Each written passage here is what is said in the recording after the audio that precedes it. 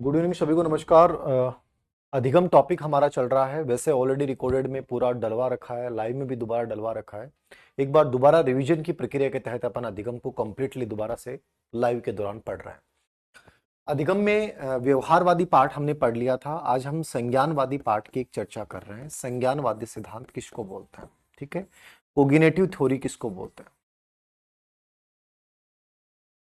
ठीक है। संज्ञानवाद क्या है याद रखना। कोग्निटिव थ्योरीज किसको बोला जाता है। व्यवहारवाद एक विचारधारा थी जो ये कहती है कि आपका एनवायरनमेंट बहुत प्रभावित करता है, ठीक है। हमारा व्यवहार बहुत इंपॉर्टेंट है। व्यवहार के वस्तुनिष्ठ अध्ययन के ऊपर बल देते हैं व्यवहारवादी। एस और आर के मध्य पूर्ण बलन को, कंडीशनिंग को बहुत इंपॉर्टेंट मानते हैं व्यवहारवादी। ऑब्जर्वेशन मेथड को बहुत इंपॉर्टेंट मानते हैं व्यवहारवादी। ब्लैक बॉक्स मानते हैं कि मानसिक क्रियाओं को इतना महत्वपूर्ण स्थान नहीं देते हैं। एक मनुष्य को मशीन से एक प्रकार से तुलना कर देते हैं व्यवहारवादी, ठीक है। आज हम संज्ञानवाद, कोग्निटिव थ्योरी को पढ़ रहे हैं। संज्ञानवाद है क्या, बेसिक चीजों की चर्चा अपन करेंगे। संज्ञानवाद रियल में है क्या। देखिए, संज्ञानवाद एक विचारधारा है जिसमें पहला योगदान जो दिया था वो वुंट और निषेध ने दिया था। किसने दिया था? वुंट और निषेध ने इसमें पहला प्रारंभिक योगदान दिया था। इन दोनों का पहला योगदान रहा था वुंट और निषेध का, याद रखना। एक नॉर्मली एक नॉलेज के अकॉर्डिंग आपको याद रखना है कि वुंट और निषेध ने संज्ञानवाद, कोग्निटिव कोग्निज्म के विकास में पहला योगदान दिया। लेकिन संज्ञानवाद के पिता की जब भी बात करेंगे आप याद रखना, आपको उत्तर क्या करना है? पियाजे करना है। कौन करना है? पियाजे करना है। संज्ञानवाद का पिता कौन है? जीन पियाजे है, याद रखना। और संज्ञानवादी विचारधारा के विकास में जो पहला योगदान दिया वो किसने दिया है? वुंट ने दिया है। और दूसरा व्यक्ति कौन है? निशेर है। इन दोनों ने प्रारंभिक योगदान दिया, याद रखना। बाकी पिता का जब प्रश्न पूछेगा तो आपको उत्तर क्या करना है? पियाजे। अभी ग्रेड फर्स्ट में बहुत सारे प्रश्न पूछे हैं, जो लेटेस्ट अभी ग्रेड फर्स्ट हुई है उसमें बहुत सारे प्रश्न पूछे हैं। संज्ञानवाद का पिता, फादर ऑफ कॉग्निटिज्म कौन है? तो आपका उत्तर क्या होगा साहब? जीन पियाजे होगा। पहली चीज, इंपॉर्टेंट चीज याद रखना, ठीक है। ये भी याद रखना, वुंट और निशेर ने योगदान दिया है। संज्ञानवाद बोलता क्या है? जैसे व्यवहारवाद से अपन तुलना करते हैं संज्ञानवाद की, संज्ञानवाद की बेसिक बातें क्या है? संज्ञानवाद मानसिक क्रिया की बात करता है। इसकी बात करता है ये मानसिक क्रिया को इंपॉर्टेंट मानता है। ये कहता है मनोविज्ञान का जो मूल केंद्र है वो कौन है? मानसिक क्रियाएं हैं। क्या है? मानसिक क्रियाएं। जबकि हमने जब व्यवहारवाद को पढ़ा था तो वहां व्यवहारवादियों ने बात की है कि वातावरण इंपॉर्टेंट है, बालक का व्यवहार इंपॉर्टेंट है। मानसिक क्रियाओं की कहीं भी उन्होंने बात नहीं की है। लेकिन ये मानसिक क्रियाओं की बात करता है कि मानसिक क्रियाएं बहुत इंपॉर्टेंट है। चिंतन है, समस्या समाधान है, चिंतन, समस्या समाधान, प्रत्यक्षीकरण, परसेप्शन, प्रत्यक्षीकरण, ठीक है, ध्यान, स्मृति, मेमोरी, मतलब एक प्रकार से जितने भी इनसाइट, सूझ, ठीक है। तो ये मानसिक क्रियाओं को बहुत महत्वपूर्ण मानता है। वो विचारधारा कौन होगी? संप्रति, प्रत्यक्षीकरण, ये सब एक प्रकार से कॉन्सेप्ट डेवलपमेंट की बात करता है, ठीक है। सूचना संगठन, ये वर्ड याद रखना, सूचना संगठन, इन सब की बात करता है वो संज्ञानवाद है। तो बेसिकली आपको इंट्रोडक्शन पढ़ना है, बड़े रिलैक्स मूड में आराम से पढ़िए, हल्के हल्के मूड में आराम से हर चीज समझ में आएगी। संज्ञानवाद के विकास में पहला योगदान किसने दिया? विलियम वुंट और निशेर ने दिया। संज्ञानवाद का पिता कौन कहलाता है? जीन पियाजे कहलाता है। संज्ञानवाद है क्या? जो मानसिक क्रियाओं को मनोविज्ञान का केंद्र मानता है वो क्या कहलाता है? संज्ञानवाद। यानी ये मानसिक क्रियाओं को बेसिक मानता है। जब मैंने आपको व्यवहारवाद पढ़ाया था तो व्यवहारवाद में हमने ये बात की थी कि व्यवहारवाद नॉर्मली ये कहता है कि भाई वातावरण इंपॉर्टेंट है, बालक का व्यवहार इंपॉर्टेंट, लेकिन ये मानसिक क्रियाओं को महत्वपूर्ण मानता है। व्यवहारवाद जब मैंने पढ़ाया था तो उन्होंने कहा कि मनुष्य का मस्तिष्क जो है वो ब्लैक बॉक्स है। वो क्या है? ब्लैक बॉक्स है, याद रखना। लालाराम जी फॉर्म भर सकते हैं, केवीएस के फॉर्म स्टार्ट थोड़ी हो गए अभी। अभी डिटेल्ड विज्ञप्ति नहीं आई ना अभी, तो जो उसमें है ना वो है ना, मैं अभी चर्चा करूंगा उसके ना। मानसिक क्रिया, चिंतन, समस्या समाधान, प्रत्यक्षीकरण, ध्यान, स्मृति, सूझ, संप्रत्यय, सूचना संगठन पर बल देता है, ठीक है। ये एक प्रकार से इसकी बेसिक चर्चाएं हैं, ठीक है ना। ये क्या है? बेसिक चर्चाएं। कल नहीं आया था मैं, ओके। आशा यादव जी, एसएसटी की बेस्ट बुक मार्केट में कोई नहीं है। अपनी अवनी वाली टेस्ट सीरीज देख लेना आप, तो उसमें से प्रश्न हो जाएंगे लगभग। और एनसीईआरटी को देख लो, इन दो के अलावा इनफ है, बस बहुत है, इतना देख लोगे तो समझना। विलियम मून टिशर ने प्रारंभिक योगदान दिया। पिता कौन है? जीन पियाजे हैं। मानसिक क्रिया, मानसिक क्रिया का मतलब दिमाग में आती तुरंत आना चाहिए, चिंतन, समस्या समाधान, प्रत्यक्षीकरण, ध्यान, स्मृति, सूझ, संप्रति, सूचना संगठन पे बल कौन देता है? संज्ञानवाद देता है। तो मानसिक क्रियाओं की बात करता है। व्यवहारवाद में मैंने एक वर्ड लिखाया था, ब्लैक बॉक्स। क्या लिखाया था? Black box. और जब संज्ञानवाद की अपन बात करेंगे ना, ब्लैक बॉक्स का मतलब क्या था? जो ये कहता है कि बच्चा जन्म के समय कुछ नहीं लेके आते, कोरा कागज होता है, वो बाद में मानसिक क्रियाओं बाद में वातावरण से सीखता है, यानी वो आंतरिक क्रियाओं को स्वीकार नहीं करता, वो व्यवहारवाद है। इन्होंने ब्लैक बॉक्स के विरुद्ध में कौन सी अवधारणा दी? White box. कौन सी अवधारणा दी इन्होंने? व्हाइट बॉक्स की अवधारणा दी। व्हाइट बॉक्स क्या है? जो जन्मजात रूप से आंतरिक क्रियाओं को स्वीकार करता है, जो वंशानुगत कारक को महत्वपूर्ण मानता है, वो अवधारणा कौन सी है? White box. तो याद रखना, ब्लैक बॉक्स की बात कौन करते हैं? व्यवहारवादी। व्हाइट बॉक्स की बात कौन करते हैं? संज्ञानवादी। व्हाइट बॉक्स का मतलब क्या समझते हैं? जो वंशानुगत कारक व आंतरिक क्रियाओं को या आंतरिक अनुभूति को, किसकी बात कर रहा हूं मैं? जो आंतरिक अनुभूति को, आंतरिक कारकों को, मानसिक क्रियाओं को, वंशानुगत कारकों को सीखने में इंपॉर्टेंट मानते हैं, वो अवधारणा क्या कहलाती है? White box. समझ में आया कि नहीं आया? व्हाइट बॉक्स किसकी अवधारणा है? संज्ञानवादियों की। ब्लैक बॉक्स किसकी अवधारणा है? व्यवहारवादियों की। व्हाइट बॉक्स का मतलब आंतरिक अनुभूति, सूचना संगठन, इन सब को इंपॉर्टेंट मानते हैं। याद रखना, बढ़िया तरीके से देखना, ठीक है? ओके। तो ब्लैक बॉक्स तो व्यवहारवादियों की थी और व्हाइट बॉक्स किसकी है? संज्ञानवादियों की। दोनों चीजें समझ में आ गई। आगे देखिए, तीसरी चीज जो आपको याद रखनी है व्यवहारवाद में, संज्ञानवाद में, संज्ञानवाद ये मानते हैं कि जो सीखना होता है ना, अधिगम जो होता है, सीखना, वो सक्रिय प्रक्रिया है, जटिल प्रक्रिया है। ठीक है? तो सक्रिय और जटिल प्रक्रिया और रचनात्मक प्रक्रिया है। ये किसने माना है? संज्ञानवादियों ने। इन्होंने सीखने को एक्टिव प्रोसेस, कॉम्प्लेक्स प्रोसेस और क्रिएटिव प्रोसेस, ये सीखना सक्रिय है, जटिल है और क्या है? रचनात्मक प्रक्रिया। सीखना सक्रिय, जटिल और रचनात्मक प्रक्रिया है, ये किसने माना है? ये संज्ञानवादियों ने माना। तो सक्रिय, जटिल और रचनात्मक प्रोसेस है, ये किसका मत है? याद रखना, तो ये संज्ञानवादियों का मत है। किसका मत है? ये संज्ञानवादियों का। ओके। सीखना सक्रिय, जटिल और रचनात्मक प्रक्रिया। सीखना क्या है? सक्रिय, जटिल और रचनात्मक प्रक्रिया। सक्रिय, जटिल और रचनात्मक प्रक्रिया किसने कहा है? ये किसने कहा है? ये निर्मितवादी भी मानते हैं और संज्ञानवादी भी मानते हैं। दोनों इस बात को विश्वास रखते हैं, दोनों विचारधाराएं इस बात को मानती हैं। याद रखना, करंट अफेयर्स की आप कोई भी मुमल ले आए, ठीक है, कोई भी गाइड ले, क्रोनोलॉजी पढ़िए तो बेस्ट है, ठीक है ना? या कोई भी एक विनोद स्वामी की आती है, वो ला सकते हैं आप, अच्छी किताब है। मुमल बहुत अच्छी किताब है, क्रोनोलॉजी बहुत अच्छी किताब है। और एक ओम प्रकाश सर ने जो करंट की निकाली है ना, करंट क्या, योजनाओं की, वो ले लेना। बहुत छोटी सी और बहुत सस्ती सी किताब, गजब कंटेंट लिखा है। ईमानदारी से देखना आप उस किताब को, बहुत अच्छी किताब, वो जरूर लेना। आपको करंट के लगभग पार्ट वहीं से तैयार हो जाएगा। तो सीखना सक्रिय, जटिल, रचनात्मक प्रक्रिया किसने माना? संज्ञानवादियों ने। इसके अलावा ये और क्या मानते हैं? ये मानते हैं सूचना संगठन। सूचना संगठन को इंपॉर्टेंट मानते हैं, ये मैंने पहले भी चर्चा कर ली है।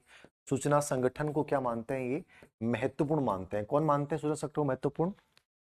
संज्ञानवादी। ठीक है। और एक ये सीखने की तीन विधि मानते हैं, अव्यक्त सीखना, लेटेंट लर्निंग। अव्यक्त तो मतलब होता है लेटेंट, लेटेंट लर्निंग, सूझ द्वारा सीखना, इंसाइट लर्निंग, और प्रेक्षण, ऑब्जर्वेशन लर्निंग, है ना? तो ये तीन प्रकार के सीखने की विधियां बताई हैं। तो याद रखना, संज्ञानवादी कहते हैं, देखो व्यवहारवादी जब मैंने पढ़ाया था तो उसमें एक ही बात थी कि प्रेक्षण द्वारा सीखना इंपॉर्टेंट मानते हैं, जबकि संज्ञानवादी तीन विधियों को इंपॉर्टेंट मानते हैं कि जो सीखना होता है वो अव्यक्त, लेटेंट लर्निंग। मैं पूरा सिद्धांत पढ़ा दूंगा एडवर्ड टोलमैन का, यदि समझ में नहीं आया हो, रिकॉर्डेड में आपको डाल रखा है, दोबारा समझा दूंगा। सूझ द्वारा सीखना, इंसाइट, ये मैं पढ़ाऊंगा ही आपको। और प्रेक्षण, प्रेक्षण मतलब जो बांडुरा ने बात की थी, एक प्रकार से दूसरों को देखकर सीखते हैं। ये तीनों एक प्रकार से क्या है? वीर साहब, नोट्स आप लिख सकते हो बेटा। नोट्स कैसे लिखाऊं? ये नोट्स ही तो हैं, आप लिख लेते हैं। मैंने लिखा सीखना सक्रिय, जटिल, रचनात्मक प्रक्रिया, 3 बार समझा है, आप साथ साथ में लिख लो। ये चीजें ऐसे थोड़ी होती है कि आपको मैं 10 बार रिपीट करूं, ये चीजें तो बड़े आराम से लिखी जा सकती हैं। सीखना सक्रिय, जटिल, रचनात्मक प्रक्रिया है। सूचना संगठन को इंपॉर्टेंट माना, याद रखना। तो ये इतने में लिख लिया आपने सूचना संगठन, बाकी मैं समझा ही रहा हूं, बता ही रहा हूं, वर्ड ही तो लिखने। इसने 3 विधियों को इंपॉर्टेंट माना है। अव्यक्त लेटेंट लर्निंग, अव्यक्त का मतलब मैं आगे समझाऊंगा डिटेल में, आगे सिद्धांत ही आएगा। सूझ इंसाइट, ये सिद्धांत ही आएगा, मैं समझाऊंगा। और प्रेक्षण बांडुरा, दूसरों को हम देखकर सीखते हैं। तो इसने 3 विधियों को, किसने, संज्ञानवादियों ने 3 विधियों को क्या माना, इंपॉर्टेंट है। अव्यक्त सीखना, सूझ द्वारा सीखना, और क्या मानना, प्रेक्षण मानना। ठीक है। देखिए एग्जाम्स की डेट्स को लेकर आप इतने कंफ्यूज मत रहा करो। क्या सूचनाएं आती हैं, क्या नहीं आती, मेरे अकॉर्डिंग आपको ध्यान स्पेशली जो है वो केवल पढ़ने पे देना चाहिए, बाकी चीजों पे नहीं देना चाहिए। होगी तो हो जाएगी, क्या फर्क पड़ता है यार, आप तैयारी करो। अब आपके हाथ में चीजें नहीं है, सबसे बड़ी बात तो ये है। हमारे चाहने से क्या होता है, तो इसलिए आप जो पढ़ते रहा करो, बाकी चीजों पे ध्यान मत दिया करो। ओके। और अंतिम चीज जो संज्ञानवाद पे आपको देखनी है, संज्ञानवाद के 2 पार्ट अपन पढ़ते हैं, एक प्राचीन संज्ञानवादी होता है और एक क्या होता है, आधुनिक संज्ञानवादी। ठीक है। एक प्राचीन संज्ञानवादी है और दूसरा पार्ट क्या है, आधुनिक संज्ञानवादी। प्राचीन संज्ञानवादी में कौन आते हैं, जैसे इसमें अपन कौन सिद्धांत पढ़ते हैं, स्पेशली कोहलर को अपन इसमें पढ़ेंगे। ठीक है। कोफ्का इसके अंतर्गत आ जाएगा, कोहलर कोफ्का। ठीक है। वर्दीमर इसके अंतर्गत आ जाएगा, कोहलर कोफ्का वर्दीमर। कोहलर आ गया, कोफ्का आ गया, वर्दीमर आ गया। ठीक है। कुर्ट लेविन जो है वो इसके अंतर्गत आ जाएगा, और टोलमेन इसमें आ जाएगा। इन लोगों को तो अपन क्या पढ़ेंगे, पियाजे इसमें आ जाएगा। ये सब तो किस में आ जाएंगे, प्राचीन संज्ञानवादी में। ये तो क्या आएंगे, प्राचीन संज्ञानवादी, Kohler Koffka Wertheimer Kurt Lewin Tolman और पियाजे। और आधुनिक संज्ञानवादी में कौन आता है, बांडुरा आता है, अल्बर्ट बांडुरा, जो सामाजिक लर्निंग पढ़ेंगे अपन। डेविड आशुबेल इसके अंतर्गत आ जाएगा, डेविड आशुबेल इसमें पढ़ेंगे। जेरोम ब्रूनर को अपन इसमें पढ़ेंगे, वाइगोट्स की भी इसी में आ जाएगा। ठीक है। नॉर्मेन इसमें आ जाएगा, नॉर्मेन का कोई महत्वपूर्ण स्थान नहीं है, छोड़ सकते हैं। वॉल्स इसमें आ जाएगा, इसको भी आप छोड़ सकते हैं। स्पेशली 3 याद रखने हैं अपने को, ब्रून बांडुरा, आशुबेल, जेरोम ब्रूनर। ठीक है।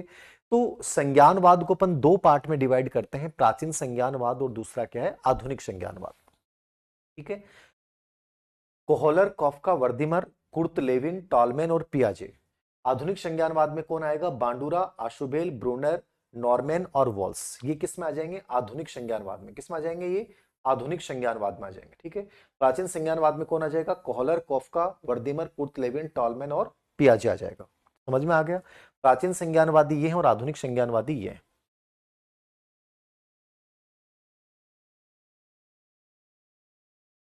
ओके। एमन जी आप विश्वास रखिए, आपको टेंशन मत लो, आप करंट की जो भी किताब मिलती है पढ़ लो। करंट को आपको एक ऐसी सामग्री दे दी जाएगी एग्जाम से पहले जिसमें से प्रश्न बाहर नहीं आएगा। अवनी एजुकेशन ऐप पे आपने जिन्होंने कोर्स ले रखा उनको उपलब्ध करवा दी जाएगी ऐसी विषय वस्तु। तो तनाव नहीं ले आप जो चीजें पढ़नी है वो पढ़ लो, आप मस्त रह के पढ़े आप। Okay. Kohler Koffka Wertheimer Kurt Lewin Tolman पियाजे। आधुनिक में बांडुरा, आसुबेल, ब्रूनर, नॉर्मैन और वॉल्स। ये आधुनिक संज्ञानवादी हैं, वो प्राचीन संज्ञानवादी। यहां तक कोई प्रश्न आपके दिमाग में हो तो मेरे से पूछ सकते हैं।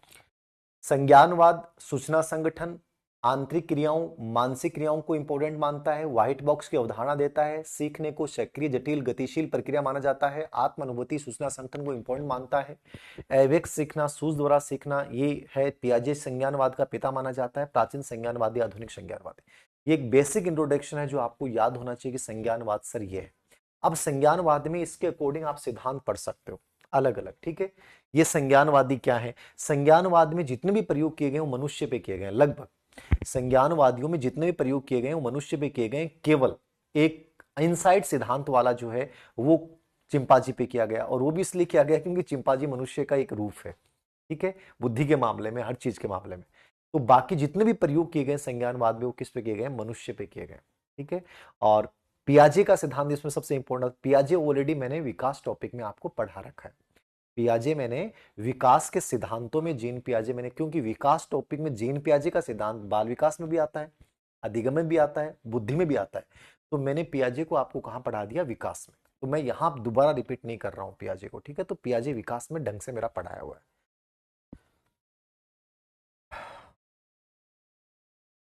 रोहित जी, पियाजे जीन पियाजे संज्ञानवाद का पिता है तो प्राचीन में ही आएगा।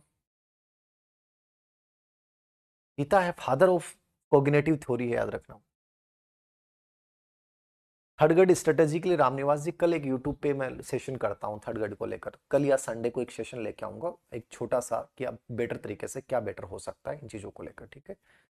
रिकॉर्डेड देख सकते हैं वीर, आप रिकॉर्डेड देख सकते हैं, रिकॉर्डेड को रोक रोक के नोट्स भी लिख सकते हैं, कोई दिक्कत नहीं है। बाकी नोट्स की फाइल हमने डाल रखी है, आप किताब आपके पास है तो आराम से आप अंडरलाइन करते हुए समझ लो, सब बढ़िया हो जाएगा आपका। चिंता नहीं करें, आप धीर सर के साथ जुड़े हो ना तो किस्मत अपने आप जागृत हो गई। ये पॉजिटिव चीज है, बता देता हूँ।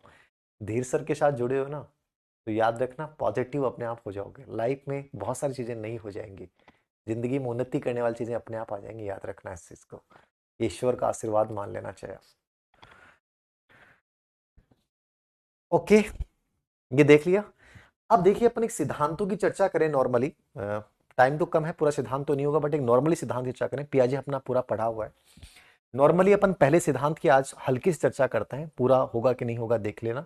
लेकिन इनमें से एक सिद्धांत अपन पढ़ रहे हैं, प्राचीन संज्ञानवादी में से एक सिद्धांत को अपन कवर करने की कोशिश करें, याद रखना, ठीक है। जैसे एक सिद्धांत, छोटा सिद्धांत है, अभी 10 मिनट अपन चर्चा कर रहे हैं, छोटे सिद्धांत चर्चा कर रहे हैं। कुर्त लेविन एक व्यक्ति हुए हैं, ठीक है ना। कुर्त लेविन एक व्यक्ति हुए हैं और इन पे प्रश्न बहुत कम आता है कुर्त लेविन पे, लेकिन आता है तो 10 मिनट में आपको कवर करना है। मैं 10 मिनट लूंगा लेकिन आपको 5 मिनट ही पढ़ना है। प्राचीन संज्ञानवाद में अपन आज का जो सिद्धांत पढ़ रहे हैं वो कुर्त लेविन का सिद्धांत पढ़ रहे हैं, क्षेत्रीय सिद्धांत। क्या पढ़ रहे हैं अपन? क्षेत्रीय सिद्धांत पढ़ रहे हैं। क्षेत्रीय सिद्धांत अपन पढ़ रहे हैं, याद रखना। इसको अपन फील्ड थ्योरी बोल दें, याद रखना, फील्ड थ्योरी बोल दें। इसको अपन तलरूप का सिद्धांत बोल सकते हैं। तलरूप का मतलब होता है टोपोलॉजी, ठीक है ना, टोपोलॉजी बोल सकते हैं। और एक इसको बोलते हैं प्राकृतिक दशा का सिद्धांत, प्राकृतिक दशा का सिद्धांत। तो क्षेत्रीय सिद्धांत इसको बोला गया है, फील्ड थ्योरी, तलरूप टोपोलॉजी इसको बोला गया है, और प्राकृतिक दशा का सिद्धांत बोला गया है। एक तो ये फील्ड थ्योरी या क्षेत्रीय सिद्धांत, ये नाम बहुत बार एग्जाम में आया है, ये याद रखना, ठीक है ना। क्षेत्रीय सिद्धांत या फील्ड थ्योरी बहुत बार एग्जाम में आया हुआ है, याद रखना, ठीक है। टोपोलॉजी, तलरूप का जो सिद्धांत है वो भी बहुत बार आया हुआ है, ठीक है ना। टोपोलॉजी शब्द भी बहुत बार आया हुआ है, इसको भी याद रखिएगा। प्राकृतिक दशा नाम कभी नहीं पूछा गया है, फिर भी कोई बात नहीं, आप तीनों नाम याद रखना है।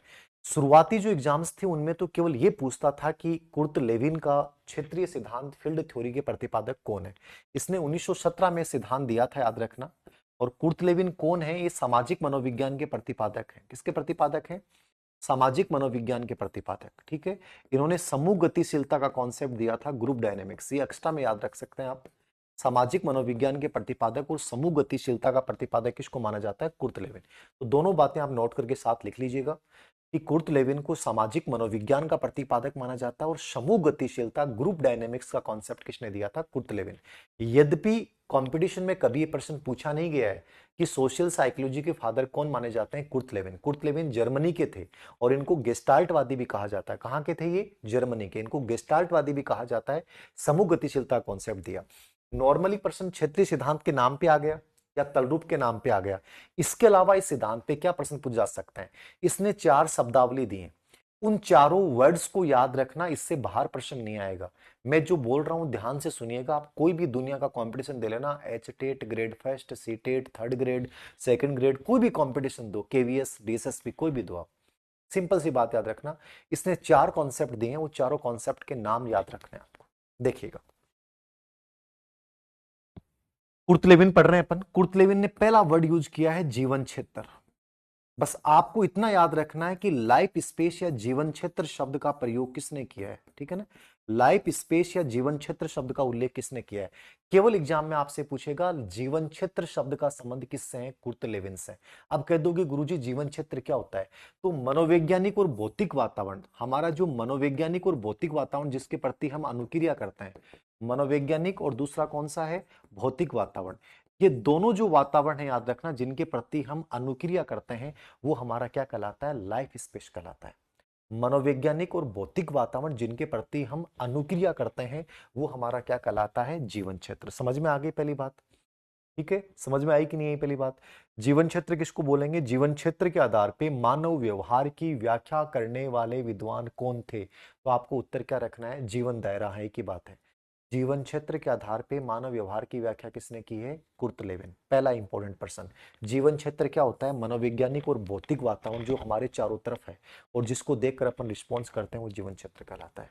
नंबर 2, लाइफ स्पेस हो गया। दूसरा वर्ड इसका याद रखना है, इसने एक सूत्र दिया है, बी बराबर एफ पी गुणा ई।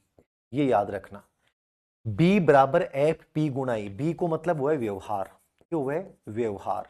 एफ को मतलब वो है परिणाम, फंक्शन ऑफ। पी का मतलब होता है व्यक्ति, पर्सन। ई का मतलब होता है इन्वायरमेंट, वातावरण। ये याद रखना, आपसे पूछ सकता है। बी बराबर एफ पी गुणा ई, यानी बी व्यवहार जो होता है वो व्यक्ति और वातावरण के मध्य अंतः क्रिया का परिणाम होता है। लेवल फर्स्ट की रणनीति बता दूंगा, टेंशन मत लो, आप सब चीजें बता दूंगा, विश्वास रखें, एक बार समझ लो इसको। बी बराबर एफ पी गुणा ई, ये कॉन्सेप्ट किसका था? कुर्ट लेविन का। बी का मतलब व्यवहार, एफ का मतलब फंक्शन, पी का मतलब पर्सन, ई का मतलब इन्वायरमेंट। व्यवहार व्यक्ति और वातावरण के मध्य अंतः क्रिया का परिणाम है, किसने कहा था? कुर्ट लेविन ने। पूरा फार्मूला याद रखना, जीवन क्षेत्र वर्ड याद रखना। सरदार सर आएंगे, शिव प्रसाद, रुको बेटा, सब जगह आएंगे। 3 नंबर, पहला प्रोग्राम मेरा करने का विचार है सूरतगढ़, ठीक है, गंगानगर, सूरतगढ़, हनुमानगढ़, इनमें से, ठीक है। फिर दूसरा जयपुर, फिर बीकानेर, ऐसे करेंगे तो देखेंगे, सब जगह आऊंगा, इंतजार करें। तीसरा, तीसरा जो वर्ड इसने यूज किया है वो किया है वेक्टर्स। इसको आप सदिश भी बोल सकते हैं, ठीक है ना। दो शक्तियां होती हैं हमारे व्यवहार में, एक होता है आकर्षण और एक होता है विकर्षण, ठीक है। तो वेक्टर्स या सदिश को समझना, एग्जाम में केवल यह प्रश्न पूछा गया कि वेक्टर्स के आधार पे या आकर्षण और विकर्षण के आधार पे व्यवहार की व्याख्या किसने की है? तो आकर्षण और विकर्षण के आधार पे व्यवहार की व्याख्या किसने की है? कुर्ट लेविन ने। आकर्षण का मतलब वह शक्ति जो आपको जीवन में रचनात्मक चीज की ओर लेके जा रही है, विकर्षण मतलब जो आपको दूर लेके जा रही है। जिंदगी में हमेशा पॉजिटिव सोचना चाहिए, मैं हमेशा बोलता हूं। वेक्टर्स आकर्षण यही है। अभी आप तैयारी कर रहे हो, लेकिन आप अपने आप को टीचर बनते हुए देखो। आप दिन में 5 मिनट इमेजिन किया करो कि गुरुजी मैं गवर्नमेंट स्कूल में जा रहा हूँ, पेन लटका रखा है, गाड़ी लेके जा रहा हूँ, ठीक है, मेरी धर्मपत्नी बगल में बैठी है, वो अगली स्कूल में है, मैं उसको छोड़ के आ रहा हूँ। ऐसे इमेजिन किया करो यार। आप एक दिन वहां पहुंच जाओगे। ये आकर्षण है।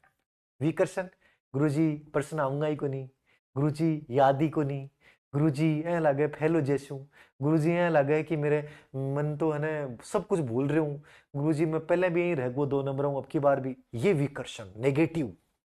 हमेशा जिंदगी में पॉजिटिव सोचो, लाइफ में अपने आप को बड़ा बनते हुए देखो, याद रखना बहुत आगे चले जाओगे। तो वेक्टर सदिश जीवन को दिशा देने वाली एक शक्ति है ये। आप जैसा सोचोगे लाइफ में वैसा बन जाओगे। अब इसमें आकर्षण का यूज कर रहे हो तो आप पॉजिटिव भाग रहे हो एकदम से पॉजिटिव चीजों की तरफ, और तो विकर्षण मतलब नेगेटिव, रो रहे हो, डर रहे हो, भयभीत ग्रस्त हो, तो लाइफ में वही चीजें तुम्हारे पास आएंगी। तो आकर्षण और विकर्षण के आधार पर व्यवहार की व्याख्या किसने की? Kurt Lewin. तो जिंदगी में हमेशा पॉजिटिव सोचना है, कभी नेगेटिव मत सोच लेना। चाहे तुमने कितना ही कम क्यों नहीं पढ़ा हो, क्या फर्क पड़ता है यार, कोई फर्क नहीं पड़ता, याद रखना। लेकिन लाइफ में स्ट्रॉन्ग गजब के रहो, मस्त रहो, जिंदगी में एक मुस्कान के साथ आगे बढ़ो, तुम दुनिया को जीत लोगे। याद रखना, दुखी मत होया करो, चाहे तुम्हारे जीवन में हजारों दुख है, याद रखना। तुम्हें लगता होगा कि धीर सर बहुत लकी हैं, धीर सर की जिंदगी में भी दुख है, याद रखना। लेकिन फिर भी कितना पॉजिटिव रहता है इंसान। हर लाइफ में हर आदमी की अपनी कहानियां हैं, लेकिन जिंदगी में हमें उस पॉजिटिविटी को आकर्षित करना है, ना कि नेगेटिविटी को लाना है। ये लाइफ में आगे बढ़ने का सबसे सक्सेसफुल फार्मूला, याद रखना। तो ये वेक्टर सदिश याद रखना, जिंदगी में हमेशा पॉजिटिव सोचना, नेगेटिव कभी नहीं सोचना है। मस्त रहना है, लाइफ एक बार मिली है, खूबसूरत मिली है, इसको इतनी सुंदरता के साथ जी के जाएंगे कि दुनिया बात करेगी, यार क्या गजब जिंदगी जी रहा है। अरे इतना खुश क्यों रहता है यार ये आदमी, क्या रहस्य है? लोग इसमें अनुसंधान करेंगे, याद रखना, ये तो जिंदगी है। लोग रिसर्च करने को टेंशन में आ जाए, यार ये तो खुश रहे। नहीं, आप देखोगे लोग टेंशन में, नौकरी लगने बजाय टेंशन में। थर्ड ग्रेड में टीचर ने देखियो, यार के बताऊं पोस्टर को चार्ज दे रखे, रोबो कर रहे। यार क्या चार्ज दे रखा है तो क्या रोना है इसमें? ट्रांसफर को नहीं, रोबो कर। मस्त रहना है जिंदगी में, जहां भी रहेंगे गजब तरीके से। पोसार मतलब ते तो इमेजिन किया करो कि गुरुजी गवर्नमेंट नौकरी लागा, पोसार को चार्ज मिलो, बढ़िया तो पोशार बना रहे हैं, टाबरन बढ़िया खुआ रहे हैं, और दोपहरी का मैंने खुद भी बढ़िया बढ़िया ले रहे हैं गरम गरम। मजा हो रहे हैं गुरुजी, आनंदमय जिंदगी जी रहे हैं मस्त, बढ़िया तरीका से। टाबर भी दुआ दे रहे हैं, मैं भी दुआ ले रहे हैं, मास्टर भी खजा रोटा टिक खाया करो भाई, मस्त रहा। हाले पॉजिटिव भी जी। एक टेंशन में आ रहे हैं लोग। जिंदगी को जैसे बनाओगे वैसी बनने लग जाएगी। छोटी चीज पे दुखियों की जिंदगी खराब कर सकते। ओके, कल्चर में पीडीएफ ध्यान दे लेंगे, ठीक है। और चौथा शब्द है इसका टोपोलॉजी। टोपोलॉजी वर्ड पे इसने क्या बात की है? टोपोलॉजी ये है कि इस इतना ही बात की, टोपोलॉजी का आधार पे व्यवहार की व्याख्या किसने की है? टोपोलॉजी मतलब एक गणित और भौतिक शास्त्र का एक शब्द है जो मनुष्य के जीवन में होने वाले परिवर्तनों को व्यक्त करता है। तो इसमें ज्यादा कुछ नहीं लिखना, आपको याद रखना है ये गणित और भौतिक शास्त्र का शब्द है, याद है, गणित और फिजिक्स से लिया गया एक वर्ड है, ठीक है, जो मनुष्य के जीवन में होने वाले परिवर्तनों को व्यक्त करता है। किसको व्यक्त करता है? ये परिवर्तनों को व्यक्त करता है। तो इसमें ज्यादा नहीं समझना आपको, बस इतना याद रखना टोपोलॉजी वर्ड की व्याख्या किसने की है? कुर्ट लेविन ने। ये गणित और फिजिक्स का वर्ड है और मनुष्य के जीवन में होने वाले बाह्य आकृतिजन्य परिवर्तनों को व्यक्त करता है। ये लिखना की जरूरत नहीं है, आप तो टोपोलॉजी वर्ड याद रखना बस, तल रूप। नमस्ते बाड़मेर से। समझ में आ गया? वेक्टर्स में हमें आकर्षण को करना है, विकर्षण को दबाना है। टोपोलॉजी गणित भौतिक शास्त्र का एक वर्ड है जो मनुष्य के जीवन में होने वाले परिवर्तनों को व्यक्त करता है। ओके रचना, बहुत सारे आशीर्वाद है तुम्हें।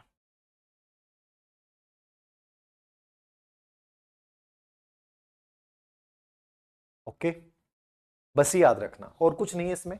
अंतिम चीज इसने बताई थी कि जीवन में तीन चीजें बहुत महत्वपूर्ण है। भर्त्सना बहुत महत्वपूर्ण, भर्त्सना मतलब लोग आलोचना करेंगे, लक्ष्य बहुत इंपॉर्टेंट है, और अवरोध बहुत इंपॉर्टेंट है। ये कहता है जिंदगी में तीन चीजें बहुत इंपॉर्टेंट है। भर्त्सना का मतलब है आलोचनाएं करने दो लोगों को, लक्ष्य अपना हमेशा क्लियर बनाओ, और बैरियर्स आएंगे, परेशान होने की आवश्यकता नहीं है।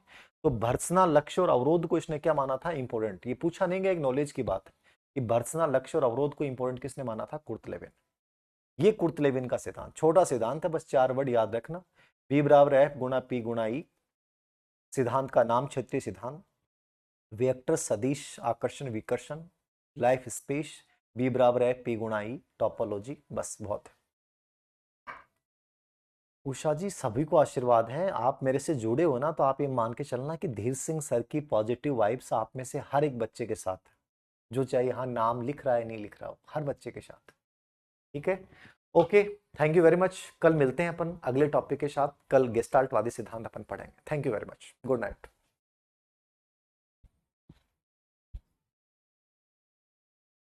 कल्पना जी सब हो जाएगा निर्म, चिंता मत करें, बच्चों को छोड़ रखा है तो परिणाम मिलेगा आपको अपनी मेहनत का, 100% मिलेगा।